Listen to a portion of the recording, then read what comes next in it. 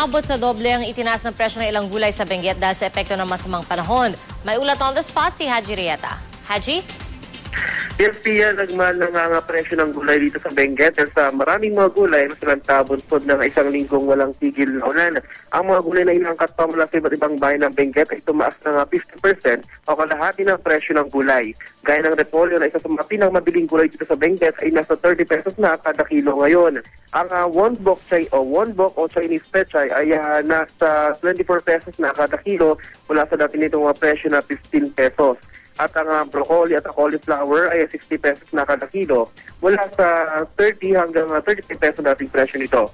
Ang nakusap natin ang market master ng La Trinidad Trading Post ay ganito raw talaga ang trend kapag maraming nasalantang gulay. Kanina naabutan natin ang mga sirang cauliflower na itatapon na lamang.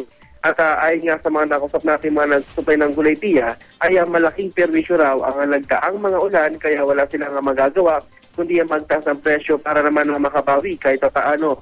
At maas sila na tumigil na ang ulan kahit na ilang araw lang nang sa ganun ay di masira ang mga bagong tanim nilang gulay. Kaya ang ilang mga mamimili ng gulay ay umaray na rin dahil mahal ang bentahan.